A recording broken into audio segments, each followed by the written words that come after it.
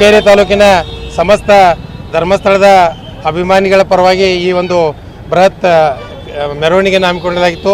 ಏನು ಪೂಜ್ಯ ಧರ್ಮಸ್ಥಳದ ಕಾವಂದರ ಬಗ್ಗೆ, ನಮ್ಮ ಜೈನ ಸಮಾಜದ ಬಗ್ಗೆ ಏನೋ ಮೂರ್ಖರು ಹೇಳ್ತಾ ಇದ್ದಾರೆ, ಅವರನ್ನು 24 ಗಂಟೆ ಒಳಗೆ ಬಂಧಿಸಬೇಕಂತ ಈ ಮೂಲಕ ಆಗ್ರಹಪಡಿಸ್ತೀನಿ.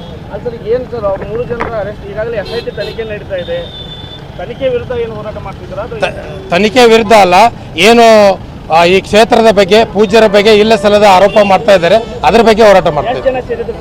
ಇವತ್ತು 1,000ಕ್ಕೂ 2,000 ಜನ ಕೂಡಿದ್ದಾರೆ. ಧರ್ಮಸ್ಥಳದ ಧರ್ಮಾಧಿಕಾರಿಯವರ ಮೇಲೆ ಏನು ಕೆಲವೊಬ್ಬರು ವ್ಯಕ್ತಿಗಳು ಅಪಪ್ರಚಾರ ಮಾಡ್ತಾ ಇದ್ದಾರೆ, ಅವರ ಬಗ್ಗೆ ಇಲ್ಲದ ಸಲ್ಲದನ್ನು ಸಮಾಜದೊಳಗೆ ಹರಡಿಸಿ ಸಮಾಜದ ಒಂದು ಸಾಮರಸ್ಯವನ್ನು ಕೆಡಿಸ್ಲಿಕ್ಕೆ ನೋಡ್ತಾ ಇದ್ದಾರೆ.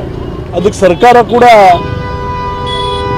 ಏನೋ ಒಂದು SITಯನ್ನು ರಚನೆ ಮಾಡಿ ತಿಂಗಳಾಯಿತು, ಶವಗಳು ಬರೀ ಅಲ್ಲಿ ಇಲ್ಲಿ ಏನೋ ಒಂದು ಮೂಲೆಗಳು ಸಿಗ್ತಾ ಇದ್ದಾವೆ.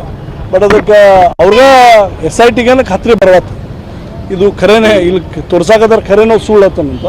ಅದಕ್ಕಾಗಿ ನಾನು ಸರ್ಕಾರದಲ್ಲಿ ಕೆಲವು ವಿನಂತಿ ಮಾಡ್ಕೊಳ್ತೀನಿ, ಮುಖ್ಯಮಂತ್ರಿ ಹಾಗೂ ಗೃಹ ಸಚಿವರಿಗೆ ವಿನಂತಿ ಮಾಡ್ಕೊಳ್ತೀನಿ, ದಯವಿಟ್ಟು SIT ತನಿಖೆಯನ್ನು ಬಂದ್ ಮಾಡಿರಿ.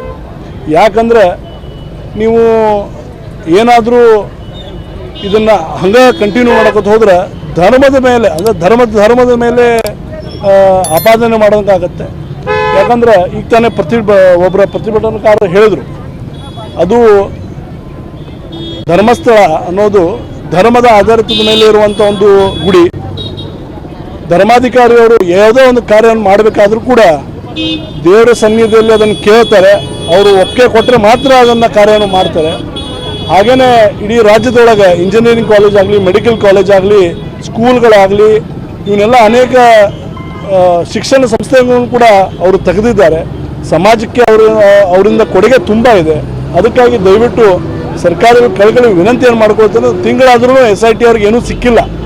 ಯಾರೋ 4 ಮಂದಿ ಪುಂಡರು ತಮಗೆ ಒಂದು ಕಂಪ್ಲೇಂಟ್ ಕೊಟ್ಟು, ಮತ್ತು ಸಮಾಜ ಕೂಡ ಇಂಥವು ಕೂಡ ಒಂದು ಮಾತು ಬರ್ತಾ ಇದೆ, ಏನೋ ಯಾರೋ ಅವರು ಮಾಸ್ಕ್ ಮ್ಯಾನ್ ಏನು ಅಂತ ಇದ್ದಾರೆ, ಅವ್ರಿಗೆ ದುಡ್ಡನ್ನು ಕೊಟ್ಟು, ಇಲ್ಲ ನೀನು ಸುಳ್ಳು ಹೇಳು, ಏನೇನೋ ನೀವು ಸುಳ್ಳನ್ನು ಹೇಳು, ನಾವು ಅದನ್ನು ತನಿಖೆ ಮಾಡಿಸ್ತೀವಿ, ಏನೋ ಮಾಡಿ ಸಮಾಜಕ್ಕೆ ಒಂದು ಕೆಡಿಸೋಣ ಅಂತ ಒಂದು ಮಾತನ್ನು ಕೂಡ ಸಮಾಜದೊಳಗೆ ಅದು ಮಾತಾಡ್ತಾ ಇದ್ದಾರೆ. ಅದಕ್ಕೆ ದಯವಿಟ್ಟು ಇದನ್ನು ಸರ್ಕಾರ ಗಮನ ಕೊಡಬೇಕು, ಇದನ್ನು SITಯನ್ನು ಇಲ್ಲೇ ಮುಟ್ಟುಗೊಳಿಸಿ ಕ್ಲೀನ್ ಚಿಟ್ಟನ್ನು ಕೊಡಬೇಕಂತ ಹೇಳಿ ವಿನಂತಿ ಮಾಡ್ತೀನಿ.